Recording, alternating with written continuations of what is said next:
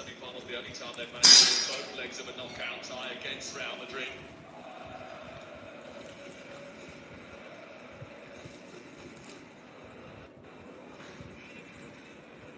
There's always something in this game. There's always something in this time. I mentioned it a few times. Joshua Kimmich was reflecting on the 2024 game. The week before last, he said that by thought after the first leg, which was at the Allianz, that they could do it, they could get past them. But then they went to the Bernabeu. Real Madrid were, well, Real Madrid. And I think after the first leg last week. Yo, what's up, bro? I'm just watching. I'm watching Real Madrid Champions League. Yes, they were better last week. Just eating some sardines and feeding my son.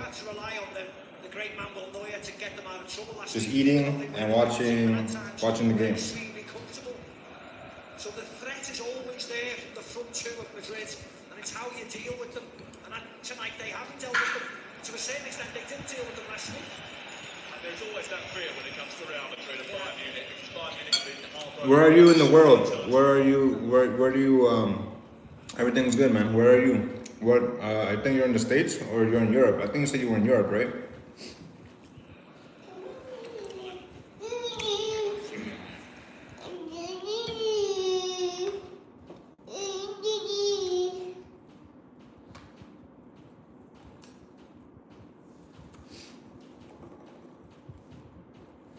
I think it's freezing.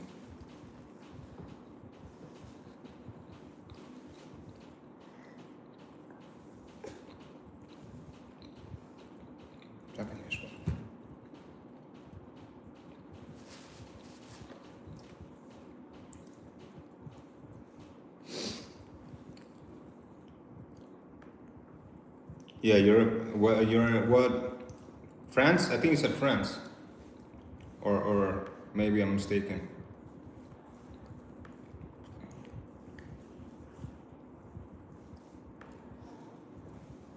Poland. Oh, okay. You were in France, right? At one point.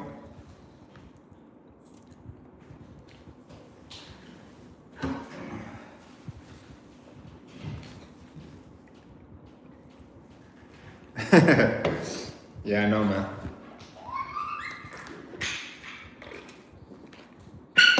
I know. Even here a little bit.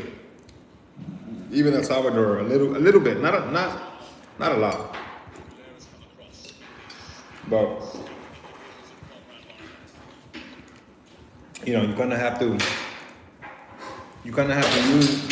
use the system to get out of the system.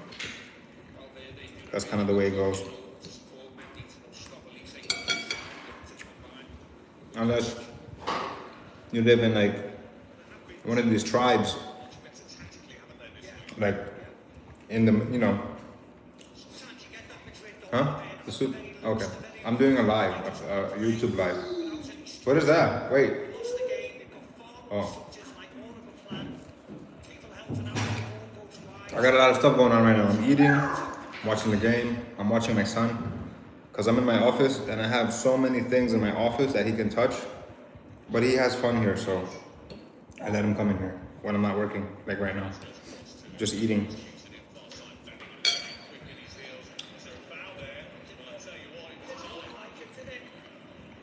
I recommend Salvador. I definitely do.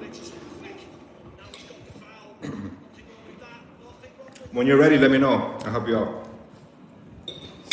This one, no touch, please. No, don't touch it. No touch.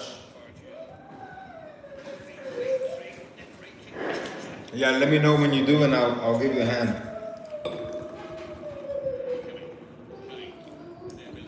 The reason why I say El Salvador is like not totally a matrix country is because a lot of things that exist in those countries don't exist here yet, and thankfully they don't.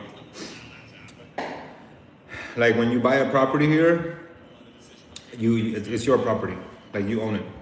It's not like in the States where you like, if you don't pay taxes, they come and take it from you.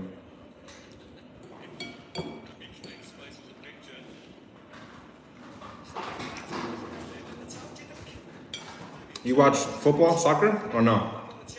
I only watch it Barely. I'm watching it now just because it's on right now, and I never used to watch, but now I watch it. He started both legs at Madrid's 2012 Champions League semi-final defeat to the Bavarians. They went on to lose Munich here in this stadium to Chelsea. Yes, 4-4. Real Madrid, Bayern.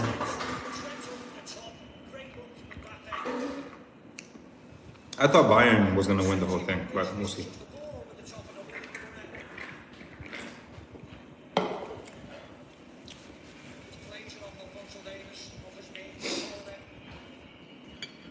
I'm streaming it. I'm streaming it for free. Stream Hunter. What is it? It's Stream Hunter. Streamhunters.eu. That's where I watch it. I don't even have a TV here. Yeah, I don't have a TV, so I just watch it on my laptop.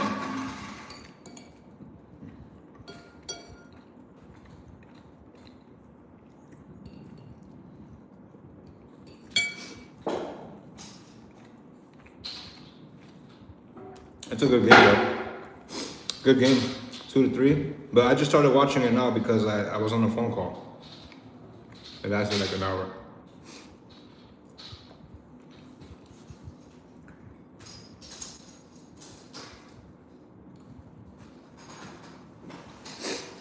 I know, man. Property tax is like something. Property tax is more than what people pay here in rent.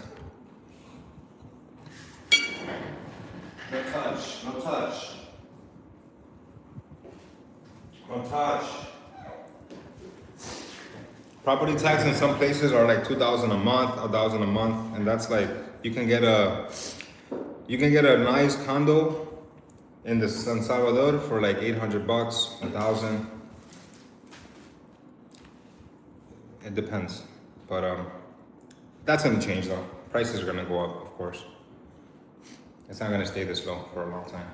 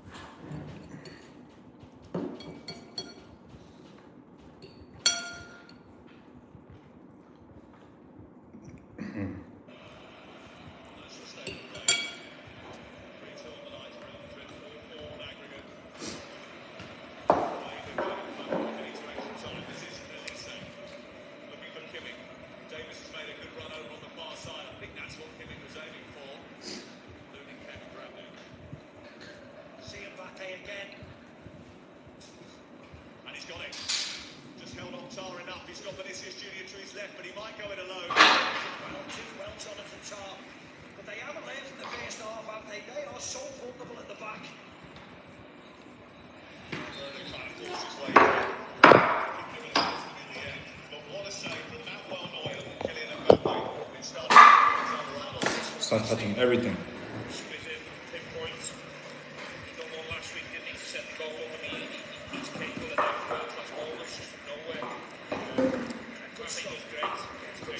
Well, you haven't been here since you haven't been here since 2022. A lot has changed. I agree with you, Poker Hunter. I agree with you. Good message. Thank you. That's a good message. I've been praying a lot. So I take that as a affirming message.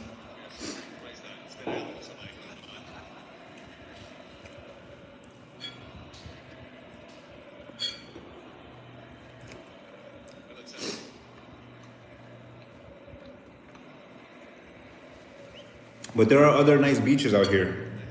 Very nice ones that are not really known. There's actually one by my house that is apparently really, really nice. I have never even been to it. But a neighbor of mine has been telling me about it. No touch, no touch. Yeshua.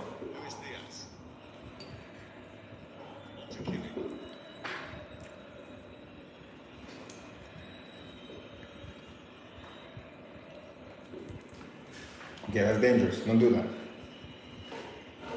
Don't step on that. By Arda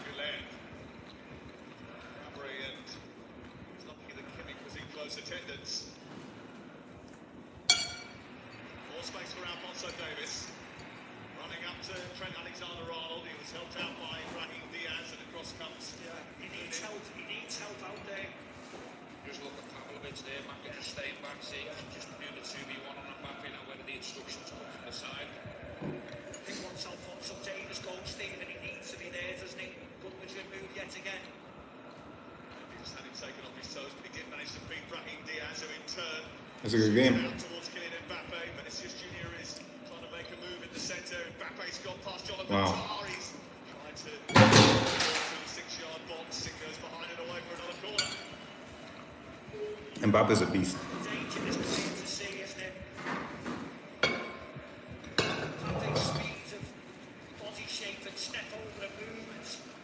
Well, they're going to bring on Jamal Musiala. I think they are to like Camavinga getting stripped as well. extranjeros, foreigners, but to their own people, they're not so nice. Arda Güler, unless Even sometimes to their own family, they're not so nice. it is off. Not yet, not now. Just about to hit the out. It's Trent Alexander-Arnold's corner. You know, not everybody, of course, but With a towel. you always have to have discernment, though. Recently against Mbappe just preventing placing the ball.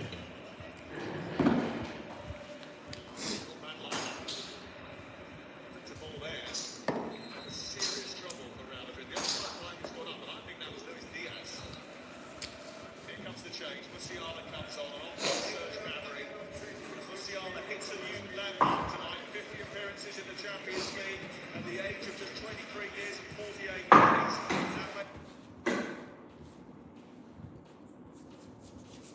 That makes him the youngest German player to reach this far. Current record held by Thomas Müller. Oh yeah, appreciate it, man. Thanks. Yeah, that's what you get sometimes with people, but you have to realize that poverty creates these like manipulative tactics. Poverty, because poverty is very uncomfortable. I don't care who you are or where you're from, but poverty is not comfortable for nobody. And comfort, people want to say they're comfortable. It's just like a little bit above that, in my own experience, because I have been poor. My grandfather died poor. He never saw anything beyond what he was already used to. And when people live in those kind of situations, it's like they create their own rules and their own laws and their own philosophy, which is not right. I mean, it's just philosophy that keeps you poor. And that's what you have, and that's basically what you have with the culture in a lot of places. Everyone has it. Everyone has poor people. Everyone has poverty. It's not just here. It's everywhere. I think in the States it's actually more extreme because people are living on the streets. There's drugs like fentanyl, crack, like things that you don't really see here. I'm pretty sure it exists, but it's not like you don't see pandemics of fentanyl here and like just people walking around like zombies like you do in Philadelphia.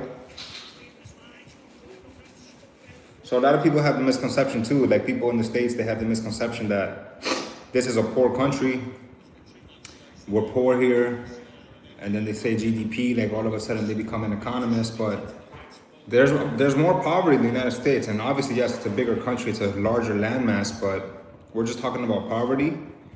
There's more poverty in the United States, there's a lot more poverty, and like even in New York, there's a lot of poverty in New York. And it's funny though, right, because in New York City you have Billionaires Row, which is like 59th Street or 57th Street, where you have like billionaires buying condominiums that they don't even live in there. They're paying $50 million, $40 million for an apartment that they never live in. And then if you take the train up for like 10, 15 minutes, you're in the Bronx, you're like in the poorest, one of the poorest neighborhoods in the whole country. So it's by design, but you know, that's why I said before, if you're in the Matrix, you have to use the Matrix to get out of the Matrix. You use it. You have to use it. Don't be used by it, but use it. And use it without any emotions attached to it. Because once you get emotional about it, once you get swayed by the matrix and your emotions depend on it, then you're toast. That's basically where they want to keep you. They want to keep you in that place where you're dependent on them for your happiness or your satisfaction.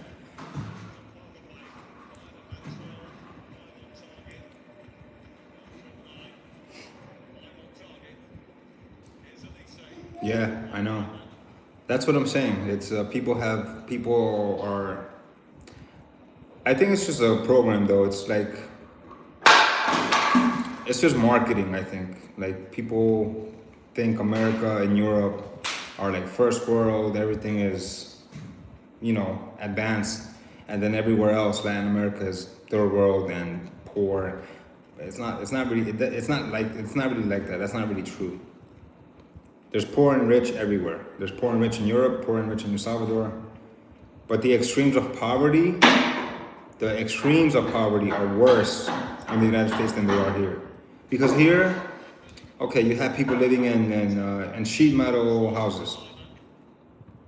And that's pretty much as poor as I've seen. Sheet metal houses, they eat beans, they eat egg, and they eat cheese. That's their diet, that's it.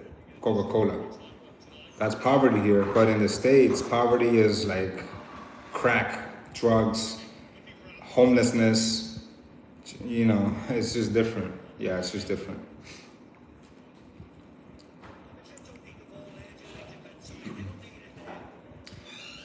Himowski, can you take Yeshua? Yeah, because he's starting to touch everything now. Just carry him out, please.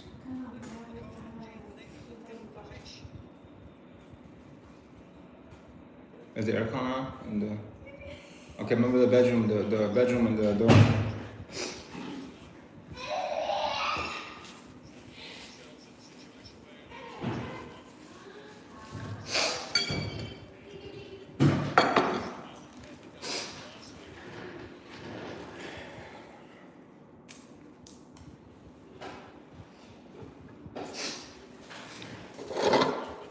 But I think in the end, poverty is supposed to be teaching you something. I think a lot of people are meant to go through poverty to learn stuff. That's the problem. The problem is that we don't learn. Like we don't learn the lessons of poverty. There's lessons in poverty and there's lessons in abundance. And we don't learn the lessons in poverty to move on to abundance. That's the problem. Day's okay, man. I'm starting to get out of this like retirement mode that I've been in for the past few months. I got into retirement just because I was kind of tired. I was stressed out, burnt out from working with people, the public, and I have the, God-given gift to be able to take time off. So I decided to take, I don't know how long it was for, but I took a long time, maybe a year, or maybe more. I just took time off. And I started to really work on my own self. I work on my nervous system pretty much. I was working on my nervous system because when you are raised by trauma, when something happens to you when you're a child, when you're young, let's say you're 4 or 5 years old and something happens to you that's really traumatic, you build up a character, like a defense mechanism, but not on the exterior, on the interior, you build up this defense mechanism within your emotions that allows you to partake in life and not be affected by it anymore. So that's kind of what happened to me. I became like very cold, emotionless person, very numb. And you feel that, like you don't necessarily see it from the outside, you don't see it objectively, but you can feel that something is wrong with you. So I started to work on myself. I started to look up ways where I can release these neurotic states. That's what they're called. They're called neurotic holding states. When your body is like frozen, your body is like locked into a specific holding pattern that is not allowing you to reach your full potential. And I think everyone can feel that if they sit down and they actually start to at least meditate or pray or just kind of get into themselves, they can start to feel that, hey, maybe I'm not at my maximum potential. And then I did that for a long time and I started to release a lot of stuff. I started to release a whole bunch of stuff. And I'm only seeing now that I was running on really bad programs. I had really bad belief systems. I was stressed out. I was angry all the time. I was frustrated all the time. And basically, because that was my frequency, I was holding all these vibrations. That's what I was attracting. So it's really, really deep and really, really, it's really crazy stuff. But yeah, that's my answer to how my day was. I'm basically just like kind of getting back into the swing of wanting to work with people. And I cannot retire at this age. I'm 36. I'm 36 years old. I can't like just wake up and do nothing and just water my grass. I have to do something. My son has to see that I'm productive, that I'm doing things, I'm reaching my potential. I cannot just like, oh, okay. That's another thing I learned. I learned that retirement, the goal or the benefit of retiring is not the fact that you get to do nothing. I think the goal of retirement is that you get to control your time. You get to decide what you do with your time.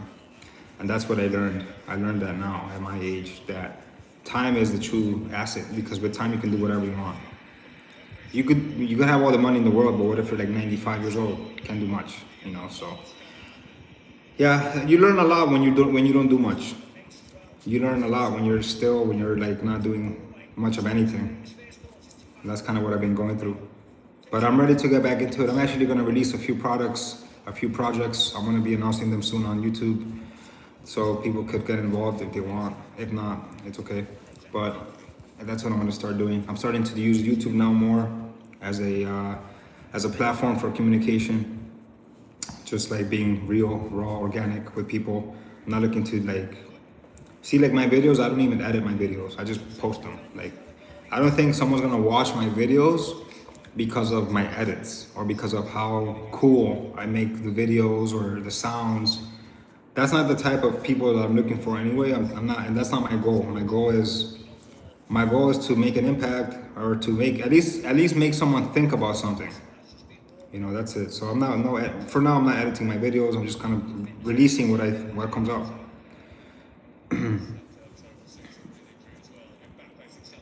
Damn, Mbappe is like abnormally fast. Oh my goodness. That was a chance. It's a good game.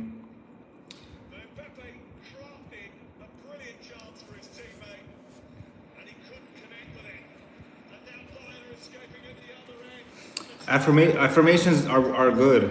Affirmations are good. That's what I'm getting into now. I'm getting into affirmations now. The reason why I wasn't doing affirmations before, it was because I knew that I had a lot of stuff inside of my nervous system that wasn't aligned yet. So I was giving the analogy to my wife earlier. It's like, let's say you have a like a cup, for example. But if your cup has a leak or a hole in it, you're not gonna want to fill it up with water. Let's say the water is precious, and let's say the water is limited. You're not gonna want, or let's say that the water that you're gonna fill it up with takes a lot of your effort. So you're going to not, you're not gonna want to fill it up using a lot of your effort, because it's gonna leak. It's gonna go to waste. So that's kind of how I felt, and that's the reason why I took a break too, because I felt like no matter how hard I worked and no matter what I did, I was still repeating certain financial patterns. So I went and fixed all that. And I think affirmations is good. Your affirmations are good for when you have the base covered. When you have the foundation covered is good. And I understand not everyone goes through trauma. Some people don't, some people do. If you don't go through it and you're fine and you're clear and you feel healthy and you feel pretty neutral, affirmations are powerful. But if you're someone that has a lot of traumas, if you're someone that has a lot of like deep wounds that haven't been healed yet, I wouldn't start with affirmations. I would start with healing. I would start with repairing what is broken. And then once you're like structurally fit, you can start to build on top of that with affirmations. But I'm getting into affirmations now, which again, it's like another sign from God that, I'm on the right track pretty much. So yeah, it's very interesting. Affirmations, and the other powerful thing that I heard people do is they say the affirmations in the mirror. Looking at themselves.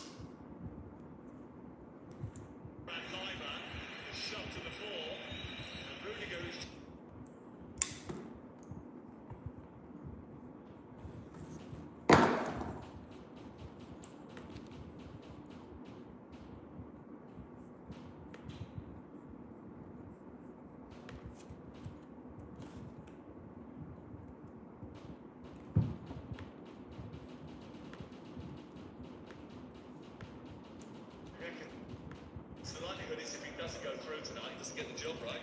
Yeah. Yeah.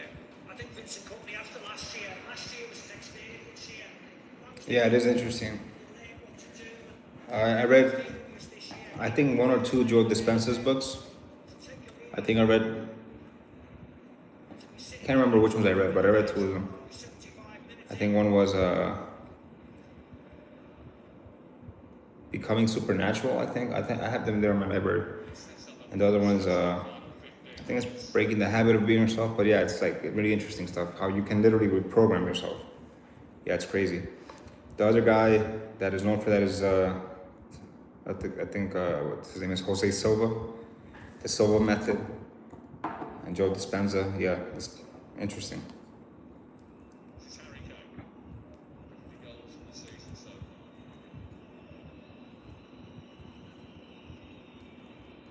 Conrad Hyman moving it in. On the byline, are the good areas there for company. Yo, nice. Thanks for connecting, man. I'm probably gonna jump off of this thing right now so I can watch the game for 15 minutes because it keeps lagging.